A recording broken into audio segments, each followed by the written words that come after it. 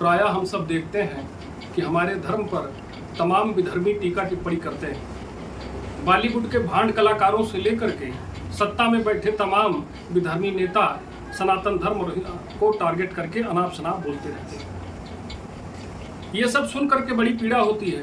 ये स्वयं को संविधान का उपासक बताते हैं एक तरफ, और उसी संविधान का फिर उल्लंघन करते हैं। क्या हमारे संविधान में लिखा है कि किसी के धर्म, पंथ, संप्रदाय का आप उपहास उड़ाइए, उस पर टीका टिप्पणी कीजिए? स्वयं को अम्बेडकरवादी मानने वाले लोग प्रायः अम्बेडकर जी के ही सिद्धांतों का, उनके आदर्शों का मजाक उड़ाते हुए देखे जा सकते हैं। लेकिन सनातन धर्म ऐसा धर्म है जो इसमें सबको समावेशित करके वसुधैव कुटुंबकम की नीति पर चलने वाला ये धर्म है। मैं बताना चाहता हूँ कि जो लोग कहते हैं कि हमारा धर्म अवैज्ञानिक है, इसका कोई वैज्ञानिक आधार नहीं है। तमाम अनाप शनाप चीज़ें इसमें लिखी गई हैं, हमारे धर्मशास्त्रों का उपहास उड़ाते हैं। तो मैं इनको बताना चाहता हूँ, सर्वप्रथम तो ये जान लें कि धर्म और अध्यात्म एक दूसरे के विरोधी नहीं है, बल्कि एक दूसरे के पूरक है। हजारों साल की जो हमारी संस्कृति है, इसमें हमने वैज्ञानिक चिंतन को सदैव आमंत्रण दिया है। प्रश्नकर्ता के लिए हमारे मन में सदैव सम्मान का भाव होता है। हम विमत का भी सम्मान करते हैं, और हमने समय समय पर अपने धर्म में तमाम परिवर्तन किए, उसमें सुधार किए। जहाँ जो भी कमी हमको लगी, हम सदैव अपग्रेड की तरफ अपग्रेड स्वयं को करते गए, और आज हमको सबसे परिष्कृत रूप देखने को मिलता है। लेकिन समाज की बुराई को हम धार्मिक बुराई का जामा पहनाकर अपने धर्म शास्त्रों पर टिप्पणी करते हैं। जो खुद लटक लटक के मैट्रिक पास हुए हैं, वो भी सनातन धर्म पर टिप्पणी करते हैं। जैसे कि अभी उदाहरण के तौर पर मैं आपको बता दूं कि लोग कहते हैं कि हमारे धर्म में लिखा हुआ है कि ब्राह्मण तो ब्रह्मा जी के मुख से पैदा हुए हैं। भला मुख से कोई कैसे पैदा हो सकता है? फिर यही टिप्पणी करेंगे कि आप कहते हैं क्षत्रिय भुजा से पैदा हुए हैं, और वैश्य पेट से पैदा हुए हैं, और यहाँ शूद्र जो है पैर से पैदा हुए हैं। इन बातों को लेकर के आप माखौलबाजी करते हैं, मजाक उड़ाते हैं। तो शायद अर्थ का अनर्थ करके अंग्रेजों द्वारा जो तमाम मिलावटें की गई हमारे धर्मशास्त्रों में, और या पूर्वाभास से ग्रसित होकर के, क्योंकि आपके दिमाग में तो जहर घुला हुआ है, आपको देश की एकता से लेना देना नहीं है, बस सांप्रदायिक हिंसा में लिप्त हो जाना है। किस तरह से देश को तोड़ा जाए, किस तरह से धर्म को कमजोर किया जाए, इसी ओर आपका ध्यान है। तो मैं इस प्रश्न का उत्तर दे देता हूं, बहुत सरल शब्दों में देने का प्रयास करूंगा कि पहली बात, हमारे धर्मशास्त्रों में वर्णन है, बताया गया है कि निराकार से ही सभी आकार की उत्पत्ति हुई है। और हमारे यहाँ जो परमात्मा की सृष्टि है, परमात्मा सर्वव्यापक है, वो निराकार है, उसका कोई आकार नहीं है। निराकार से ही सभी आकार का उत्पत्ति हुआ है।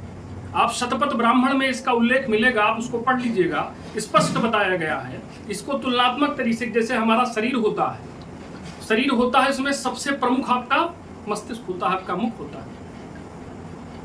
जिस तरह आपके शरीर में सबसे महत्वपूर्ण हिस्सा आपका सर होता है, हेड होता है, उसी तरह समाज में जो इंटेलेक्चुअल कम्युनिटी होती है, उसको हमने ब्राह्मण माना है। बौद्धिक समुदाय जो समाज की अगुवाई करे, उसको दिशा दे, दशा परिवर्तित करने में सदैव अग्रणी रहे, उसको हम लोगों ने अपना गुरु माना है। इसलिए हम ब्राह्मणों को कहते हैं कि इनकी उत्पत्ति ब्रह्मा जी के मुख से हुई। इसको कहने का अर्थ है, समझने का प्रयास कीजिए। और उसके बाद फिर व्यक्ति की, कहते हैं सबसे बलिष्ठ व्यक्ति की भुजाएं बलिष्ठ होती हैं। यहाँ भुजाओं से क्षत्रियों को जोड़ा गया है। किसी व्यक्ति की विशाल भुजाएं उसके पौरुष का, उसके शक्ति का जो परिचायक होती है। हमारे धर्म का जो बल है वो हमारा क्षत्रिय है। देश धर्म की रक्षा के लिए क्षत्रियों ने सदैव बलिदान दिया है। और उसके बाद आप पेट पर आते हैं। आप जितनी भी पूरे देश में बिजनेस एक्टिविटी हो रही है, कॉमर्शियल एक्टिविटी हो रही है, जिस तरह पेट में भोजन पचता है तो शरीर के सभी अंगों को पोषण मिलता है, उसी तरह देश की अर्थव्यवस्था का भार सदैव वैश्य कम्युनिटी पर रहा है, जिन्होंने व्यापार किया। और व्यापार से उन्होंने कर दिया। कर किसको दिया? क्षत्रियों को दिया। क्षत्रियों ने देश धर्म की रक्षा की।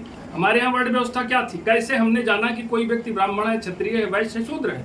जो दान पर जिए वो ब्राह्मण, जो कर पर जिए वो क्षत्रिय, जो लाभ हानि लेकर के चले वो वैश्य, और जो सेवा करके जिए वो शूद्र। क्या आज इंटेलेक्चुअल कम्युनिटी नहीं है? क्या आज सेना नहीं है? क्या आज मर्चेंट्स नहीं है, व्यापारी नहीं है? क्या आज सर्विस क्लास नहीं है? इसको आप झुठला नहीं सकते हैं। कोई भी व्यवस्था इन चारों डिवीजन ऑफ लेबर जो हुआ है, चाहे मेरिट के आधार पे आप कहिए, जो भी आप समझते हो, क्या कोई व्यवस्था इसके बगैर चल सकती है? एक भी क्लास को आप बाहर कर दीजिए। आप कैसे कह सकते हैं सनातन धर्म में हम लोग शूद्रों के साथ भेदभाव किया, या हम वैश्यों के साथ भेदभाव कहेंगे, आप कहेंगे क्षत्रियों के साथ? ऐसा नहीं है, बिल्कुल नहीं है। ये विदेशियों द्वारा एक भ्रामक प्रचार करके, हमारे धर्म ग्रंथों के साथ छेड़छाड़ करके हमें बांटने का कार्य किया है, और बंट करके हमने जो दंश झेला है उससे भी अगर हम नहीं सीख पाए और आज भी इसी तरह टुकड़े टुकड़े गैंग के एजेंडे का शिकार होते रहे तो हमारा देश टूटकर बिखर जाएगा। और ये तमाम एजेंडे जो चल रहे हैं, चाहे गजवाए हिंद हो, चाहे धर्मांतरण, ये जो संगठित अपराध हो रहा है, हम सब इसकी चपेट में आ जाएंगे। अपने धर्म को पहचानिए, अपने भाई को पहचानिए, सनातन धर्म को मजबूत बनाइए। इस सब आप सबका जिम्मा है, इसकी एक मजबूत लाठी बनिए।